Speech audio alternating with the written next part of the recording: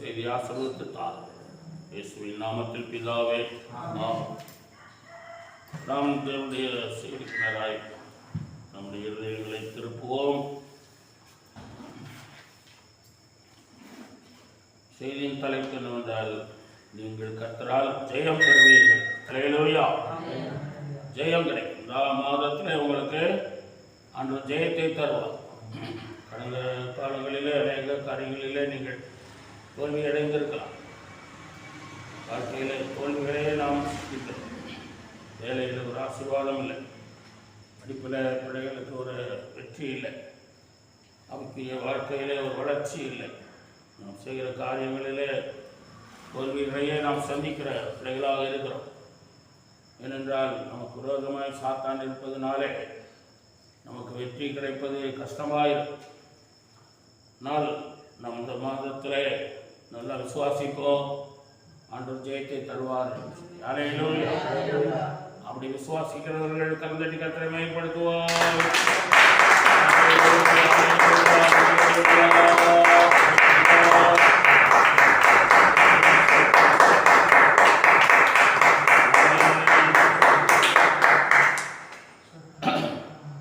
இந்த மாதத்திலே ஆண்டவர் நமக்கு வெற்றியை தர, ஜெயத்தை தர, ஆசீர்வாதத்தை தர அவர் காத்திருக்கிறார். ஆகவே ஜெயத்தை பெற நாம் என்ன செய்ய வேண்டும் என்று சொல்லி வேதத்திலிருந்து ஒரு வசனத்தை நாம் தியானிப்போம். 1 கொரிந்தியர் 15:57 வாசிக்கிறோம். நம்முடைய கர்த்தராகிய இயேசு கிறிஸ்துவினாலே நமக்கு ஜெயம் கொடுக்கிற தேவனுக்கு ஸ்தோத்திரம். ஜெயம் கொடுக்கிற தேவனுக்கு ஸ்தோத்திரம். ஜெயம் கொடுக்கிற தேவன், நமக்கு ஜெயம் கொடுக்கிற ஒரு தேவன் இருக்கிறார். ஆராதிக்கிற தொழுது கொள்கிற தேவன் நமக்கு ஜெயத்தை தர வல்லவராக இருக்கிறார், ஒருவானவராக இருக்கிறார். அவர் மரணத்தை ஜெயித்தவர், பாதாளத்தை ஜெயித்தவர், பாவத்தை ஜெயித்தவர், சாபத்தை ஜெயித்தவர், உலகத்தை ஜெயித்தவர். அல்லேலூயா. நீதிமொழிகள் 21:31 வாசிக்கிறேன். குதிரை யுத்த நாளுக்கு ஆயத்தமாக்கப்படும், ஜெயமோ கர்த்தரால் வரும். ஜெயம் கர்த்தரால். கர்த்தர் தான் நமக்கு ஜெயத்தை தருகிறவர்.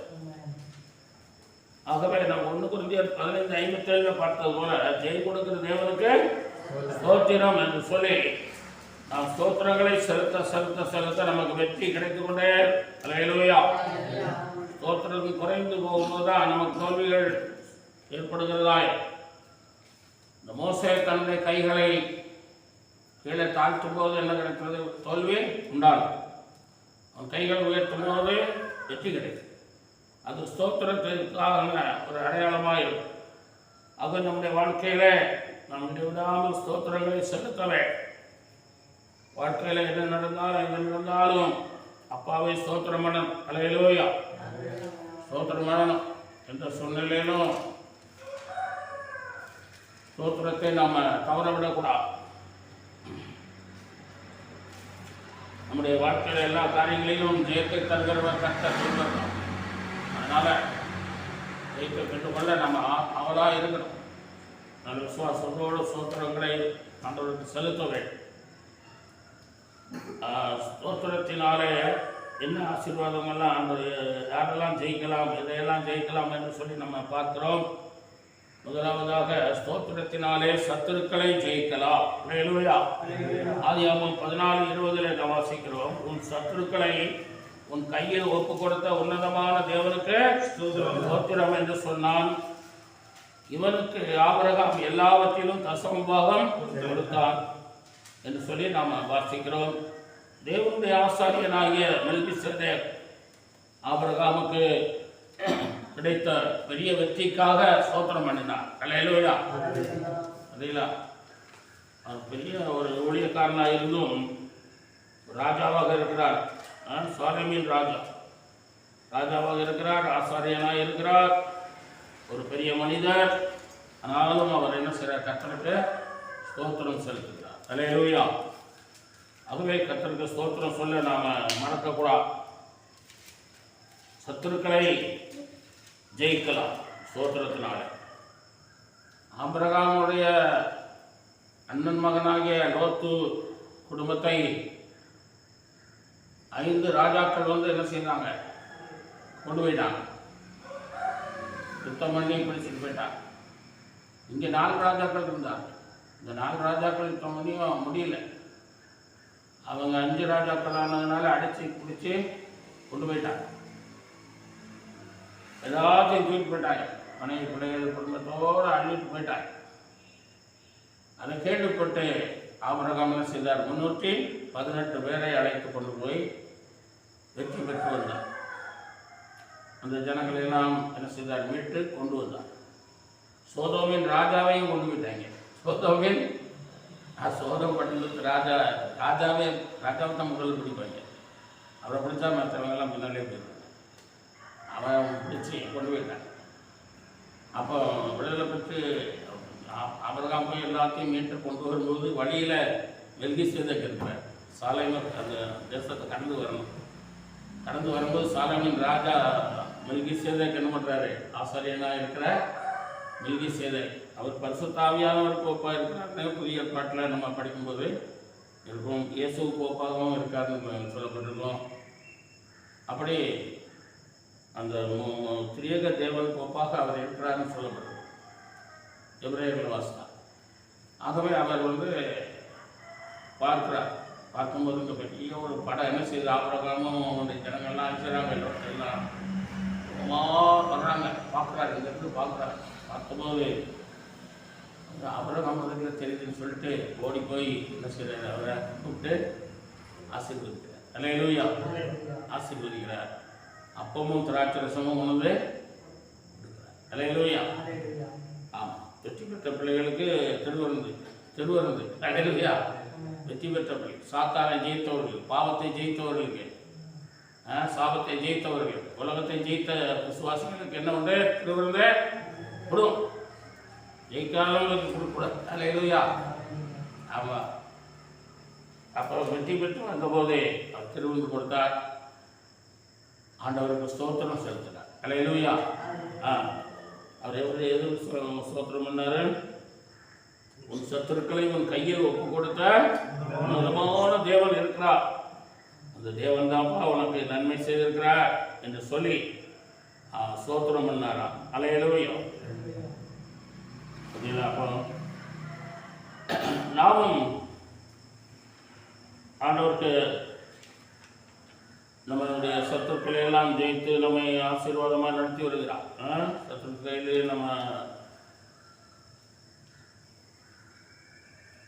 கையிலிருந்து நம்மையும் விடுவித்து காத்து வருகிறார். அதனால நாமும் தேவனுக்கு பிரச்சனம் ஸ்தோத்திரங்களை செலுத்த ஆண்டவர் வந்து சத்துருக்களை தூரமாய் கொண்டு போய்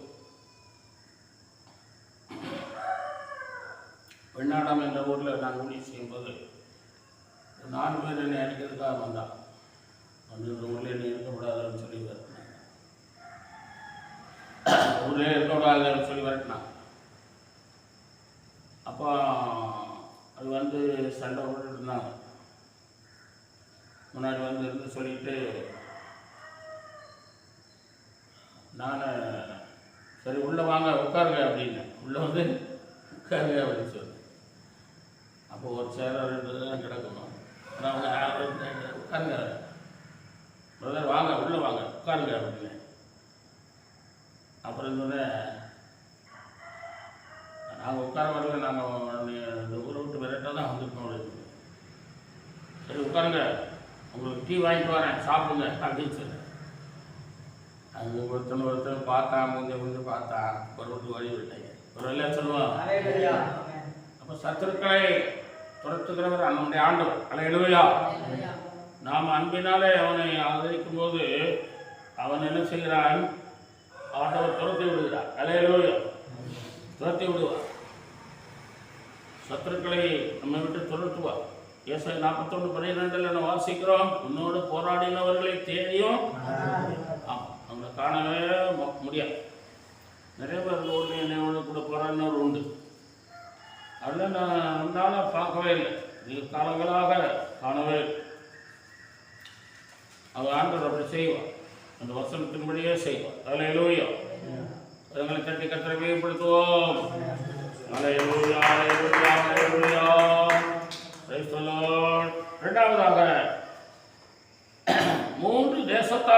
இடத்திலிருந்து ஸ்தோத்திரத்தினாலே யோசபாத் ராஜா வெற்றி பெற்றார்.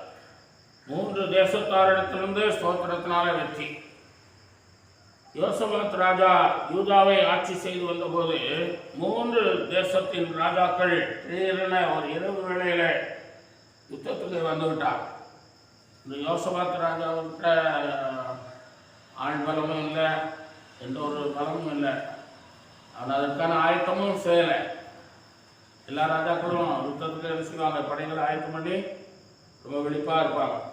ஆனால் அந்த யோசபாத் ராஜா கர்த்தரையே நம்பி இருக்கிறவர். அல்லேலூயா. கர்த்தரையே நம்பி இருக்கிற ஒரு மனுஷனாக இருக்கும். அதனால தாவீதின் வழிகளிலே வந்தார் என்று சொல்லி நம்ம அதில் வாசிக்கிறோம். ஆகவே தாவீதின் வழிகளிலே வந்தார். தாவீது அதிகமாக கர்த்தரை ஸ்தோத்திரிக்கிறவனாக இருக்கிறதுனால அந்த வழியிலே வர்ற இவரும் சில ஸ்தோத்திரமே சொல்லுகிறவராக இருக்கிறார். அந்த 3 தேசத்தார் வந்தபோது அவர் எந்த ஒரு படைகளை ஆயத்தம் பண்ணலை, எந்த ஒரு பக்கத்தில் உள்ள ராஜாக்களை கூப்பிடலை, ஏதோ ஒரு காரியமும் செய்யாமல் அவர் என்ன செய்தார், ஆலயத்தில் போய் ஆண்டவரை அந்த ஆலயத்தை நாம் சுத்தப்படுத்தி அவர் ஜெபம் பண்ணார். அப்போ ஒரு ஆவியானவர் ஒரு மனிதனுக்குள்ளாக வந்து மூலமாக வந்து தீர்க்க தரிசனமாக நீ என்ன செய்ய கர்த்தரை ஸ்தோத்திரம் பண்ணு, நீ வெற்றி பெறுவாய் என்று சொல்லிட்டு போகிறார். இவரை உடனே ஆட்களெல்லாம் ஏற்படுத்தி துதிக்கிறதுக்கு ஜனங்களை ஏற்படுத்தினார். அது துதித்து கொண்டு இருக்கும்போதே ராத்திரியில் துதிக்க ஏற்படுத்தியிருக்கிறார். காலையில் பார்த்தா என்ன செய்யல, வந்து வகையில் ஒருத்தனை வெட்டி எல்லாம் என்ன செய்தாங்க, செத்து போனாங்க. காலையில் எழுந்திரிச்சு வெட்டி பார்த்தா யாருமே உயிரோடு எல்லாம் செத்து போனாங்க. அவங்க அந்த காலத்தில் நிறையா நகைகள், ஆண்கள் கூட நிறையா நிலமும் அணிஞ்சிருக்கிறாங்க. கையில் காலில் கழுத்தில் எல்லாம் போட்டிருப்பாங்க. இவங்க எல்லாத்தையும் என்ன செய்தாங்க, எடுத்து நல்ல விலையேற்பட்ட வஸ்திரங்கள் எல்லாம் எடுத்துட்டு வந்து அதில் நம்ம வாசிக்கிறோம் 26ஆம் வசனம். 2 ராஜாக்கள் 2 நாளாகவும் 20-26 4ஆம் நாளிலே மெராக்காவிலே கூடினார்கள். அங்கே கர்த்தருக்கு ஸ்தோத்திரம் செலுத்தினார்கள். அப்படிங்களா? முதலையே ஸ்தோத்திரம், 2வது ஸ்தோத்திரத்தினால பாருங்க பெரிய வெற்றி கிடைத்தது என்று பாருங்க. அப்படி நாமும் கர்த்தரையே ஸ்தோத்திரம் பண்ணணும். அல்லேலூயா.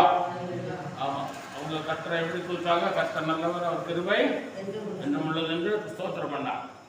அப்படி நம்ம பாடல்களை கூட பாடி ஸ்தோத்திரம் பண்ணலாம். எல்லாவற்றிலும் நம்ம கர்த்தரை துதிக்கலாம். அப்படி துதிக்கும் போது நமக்கு ஆண்டவர் பெரிய வெற்றியை தருவார். எத்தனை தேசத்தார் இருந்தாலும் வெற்றி கிடைக்கும். அல்லேலூயா.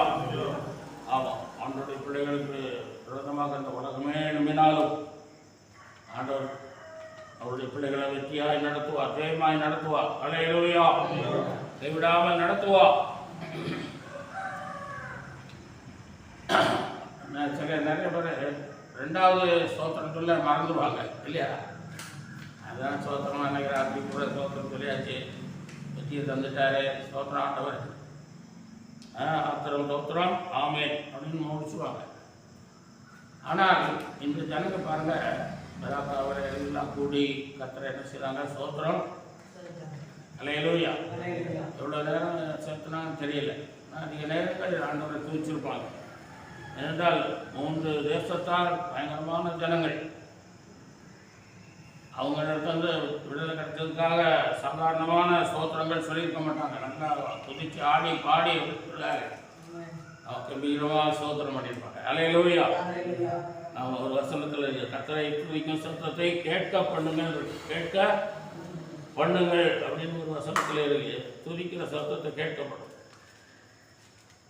3வது நம்ம கடந்து சொல்லுவாங்க, ஸ்தோத்திரத்தினாலே சிங்கங்களை ஜெயிக்கலாம். அல்லேலூயா. தானியேல் 6:10 வாசிக்கிறோம். தானியேலோ என்றால் அந்த பத்திரத்துக்கு கையெழுத்து வைக்கப்பட்ட போதிலும் மேலறையில தினம் 3 வேளையும் தேவனாகிய கர்த்தருக்கு முன்பாக முழங்கால் படியிட்டு ஜெபம் பண்ணி ஸ்தோத்திரம் செலுத்தினார். பார்த்தீங்களா? அங்கே தரியு ராஜா என்று ஒரு ராஜா இருக்கிறார். அவருடைய காலத்தில் ஜனங்கள்லாம் கூடி, ஐயா நீ ரொம்ப அழகாக இருக்கிறீர், நீ கடவுள் போல இருக்கிறீர், தேசத்தை நல்லா நடத்துகிறீர், இதுதான் கடவுள், வேறு கடவுளே கிடையாது. அதனால் உண்மைத்தான் என்ன செய்யணும், ஒரு மாதத்துக்கு எல்லாரும் கும்பிடணும் அப்படின்னு ஆர்டர் போடுங்கன்னு சொல்லி அப்படி உத்தரவு போட்டார். அவருக்கும் அது ஒரு பெருமை, நம்ம கடவுளை இருக்காங்க, நம்மளை எல்லாரும் சேர்ந்து கடவுளாக மாற்றிட்டாங்க சொல்லி நல்லா ஜனங்க புகழ்ந்தெல்லாம் பேசும்போது அவருக்குள்ள பெருமை வந்துடுச்சு. அவன் சரின்ட்டார். சரின்னு சொல்லி அடுத்த உத்தரவு கொடுத்து அந்த பத்திரத்துக்கு கையெழுத்தெல்லாம் வச்சுட்டார். ஆனாலும் கூட இவருக்கு தெரியுது, யாருக்கு தானியலுக்கு அதெல்லாம் தெரியுது. தானியல் தினமும் ஆண்டவரை வணங்குறார் இல்லையா, அவருக்கு மேலே பராமரிப்பட்டு சிலர்லாம் அந்த மாதிரி வேணும்னே செய்கிறாங்க. ஆனாலும் தானியல் என்ன செய்யலை, ஸ்தோத்திரம் சொல்கிறத, ஜெபிக்கிறத, ஆண்டவரை நோக்கி பார்க்கிறத விடல். அவர் தொடர்ந்து என்ன செய்கிறாரு, எப்போதும் போல அவருடைய ஜெபத்தை எடுத்துக்கொண்டே இருக்காரு, எப்போதும் போல துதிக்கிறாரு. எப்போதும் மேல் மாடியில் போய் எருசலேமை நோக்கி அவர் என்ன செய்கிறாரு, எருசலேமின் தேவனை கர்த்தரை துதிக்கிறார், ஸ்தோத்திரம் பண்ணுறார், ஜெபிக்கிறார். இதை பார்த்தபோது அவங்க போய் சொல்கிறாங்க, ஐயா ஒரு மாதமாக கும்பிடுன்னு சொன்னால் இவன் ஒரு நாள் கூட கும்பிடல அப்படின்னு சொல்லி புகார் பண்ணாங்க. அப்போ அவனை பிடிச்சிட்டு வான்னு சொல்லி அந்த தரியு ராஜா அவனுக்கு சிங்கக்கவியை ஏற்படுத்தினான். சிங்கக்கவியை ஏற்படுத்தி அதில் போடும்படி உத்தரவு கொடுத்து என்ன செய்தார், அவர் தூக்கி போட்டான். அந்த காலையில் தரியு ராஜா வரார், வந்து பார்த்தாருன்னா சிங்கம் இன்னும் செய்யலை, தானியில் செய்த படுத்தார். அப்போ ராஜா என்ன பண்ணுறாரு, தன்னை தான் வணங்க வேண்டும் என்று சொல்லி எல்லா ஜனங்களுக்கும் அவர் உத்தரவு கொடுத்த ராஜா இப்போ என்ன பண்ணுறாரு, தானியலை பார்த்து கர்த்தருக்கு ஸ்தோத்திரம் செலுத்துறாரு. தானியல் 6:26 வாசிக்கும் போது அவர் என்ன சொல்றாரு, தேவனை தான் எல்லாரும் ஆராதிக்கணும்னு சொல்றாரு.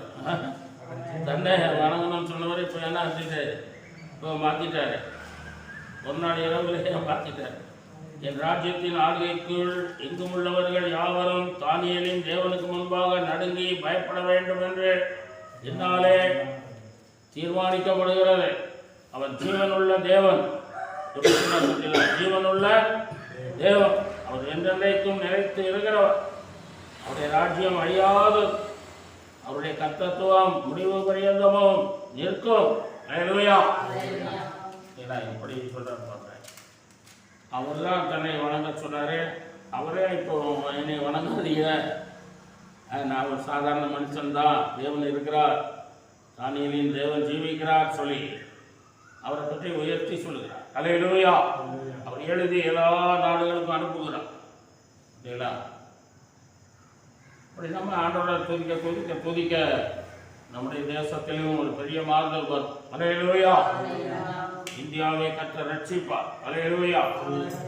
ஆமாம், இந்தியா தேசத்துக்கு வந்து அநேகர் ரத்த சாட்சியாக மறைச்சிருக்கிறாங்க, அநேகர் ஜீவனை கொடுத்துருக்குறாங்க, கஷ்டப்பட்டுருக்குறாங்க, பாடுபட்டுருக்குறாங்க, வேதனைப்பட்டுருக்குறாங்க, ஊழியத்தை விடாமல் செய்திருக்கிறாங்க. ஆகவே ஸ்தோத்திரம் என்னும் ஸ்தோத்திரங்களை செலுத்த இந்தியா தேசத்தை கர்த்தர் தன்னுடைய கைக்குள்ள கொண்டு வருவார். அல்லேலூயா. ஆமா, பாபிலோன் தேசத்தையே கொண்டு வந்தாரே, அந்த ராஜாவே என்ன செய்தாரு, பாபிலோன் சாம்ராஜ்யம் உலகத்தெல்லாம் ஆண்ட ராஜ்யம் அல்லவா, அதே பிடிச்சி எடுத்து கொண்டு வந்துட்டார். ஆண்டவரால் முடியாத காரியம் ஒன்றுமில்லை. இந்த நாட்களில் நம்ம அதிகமாக கர்த்தரை ஸ்தோத்திரம் பண்ணுவோம். ஆண்டவர் சிங்கத்தை போல சத்துரு நம்மை விரோதம் எழுப்பினாலும் சாத்தான் எழுப்பினாலும் கர்த்தர் நம்மை பலப்படுத்தி பாதுகாத்து நமக்கு விடுதலை தருவா. அல்லேலூயா. வெற்றியை தருவா, ஜெயத்தை தருவா. நாலாவதாக ஸ்தோத்திரத்தினாலே இந்தியாவை ஜெயிக்கலாம். இந்தியாவை ஜெயிக்கலாம். சங்கீதம் 31:21 நம்ம வாசிக்கும் போது, கர்த்தர் அரணான நகரத்தில் எனக்கு தமது கிருபையை அதிசயமாய் விளங்க பண்ணினபடியால் அவருக்கு ஸ்தோத்திரம் என்று சொல்லு. அரணான நகரத்தில் எனக்கு தமது கிருபையை அதிசயமாய் விளங்க பண்ணினார் என்று சொல்லி கர்த்தரை துதிக்கிறதை நாம் பார்க்கிறோம். அரணான நகரம். இந்த இந்தியா வந்து ஒரு அரணான நகரம். ஹல்லேலூயா. இந்தியா ஒரு நல்ல தேசம். இந்தியாவில் நாம் பிறந்ததுக்காக கர்த்தரை துதிக்க வேண்டும். ஹல்லேலூயா. துதிக்க வேண்டும். இந்தியா ஒரு நல்ல நாடு, ஒரு சமாதானமான நாடு. மற்ற நாடுகளைப் போல அல்ல. இந்தியாவில் வாழுகிற பிள்ளைகள் மகிழ்ச்சியாக வாழுகிறார். நம்முடைய தேசம் ஒரு பாதுகாப்பான தேசம். இந்திய எல்லைகளில் கூட வீரர்கள் என்ன செய்கிறாங்க, இரவு பகலாய் பாதுகாக்கிறார். நாலா பக்கமும் நமக்கு பாதுகாப்பு இருக்கிறது. அதனால் எதிரிகள் உள்ளே வர முடியாது. இந்தியா தேசத்தில் நாம் பிறந்ததுக்காக கர்த்தரை துதிக்கணும். ஒவ்வொரு நாளும் அதுக்கு ஸ்தோத்திரம் பண்ணணும். இந்தியா தேசத்தில் நாம் வளர்ந்து வருவதற்காக ஸ்தோத்திரம் பண்ணணும். இந்தியா தேசத்தில் நாம் வாழ்ந்து வருவதற்காக ஸ்தோத்திரம் பண்ணணும். ஹல்லேலூயா. கர்த்தரை கர்த்தரை மகிமைப்படுத்துவோம்.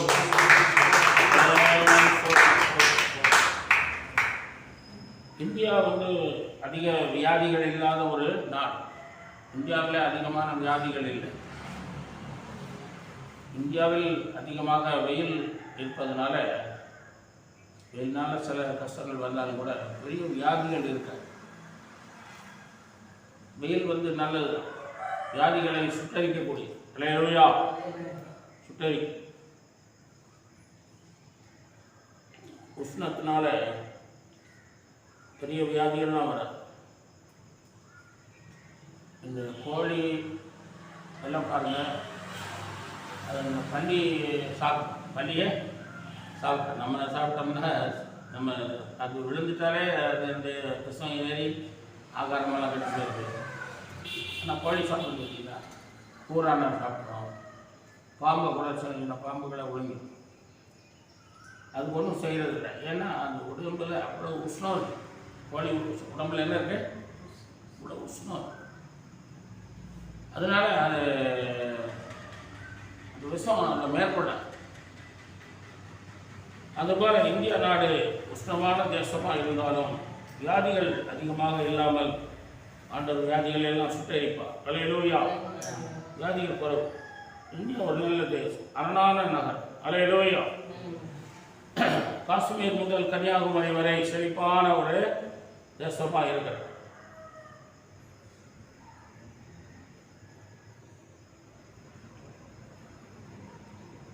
இந்தியாவில் எல்லா ஜனங்களும், எல்லா ஜாதிகளும், எல்லா மொழி இனங்கள் உள்ள ஜனங்கள் எல்லாம் என்ன செய்கிறாங்க, மொழி பேசுகிற ஜனங்கள்லாம் வாழுகிறார்.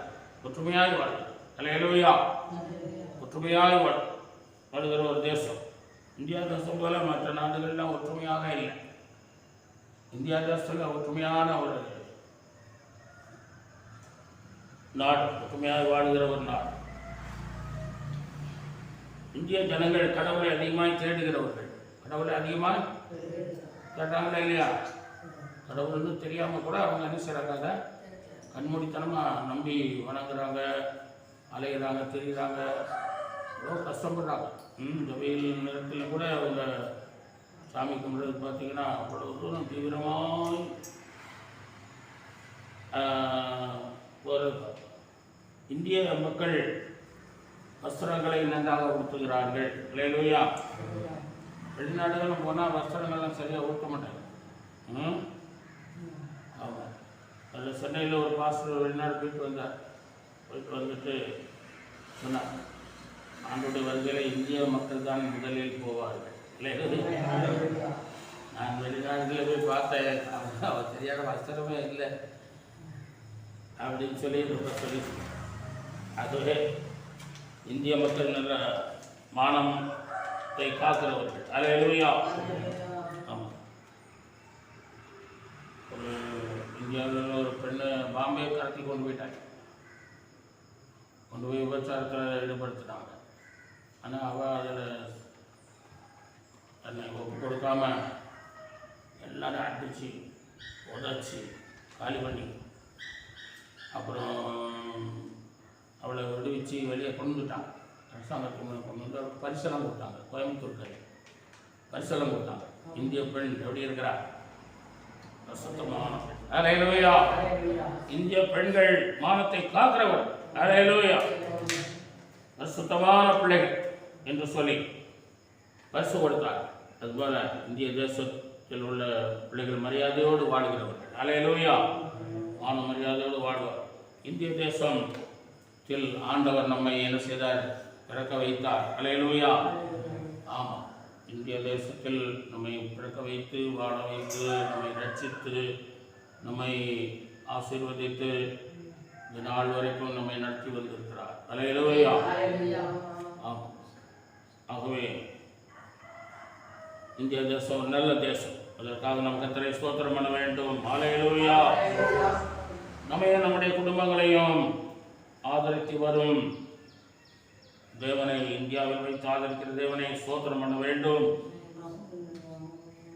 உபாகமம் 8:10 என வாசிக்கிறோம். நீ புசித்து திருப்தி அடைந்திருக்கையில் உன் தேவனாகிய கர்த்தர் உனக்கு கொடுத்த அந்த நல்ல தேசத்துக்காய் அவரை ஸ்தோத்தரிக்க கடவாய்.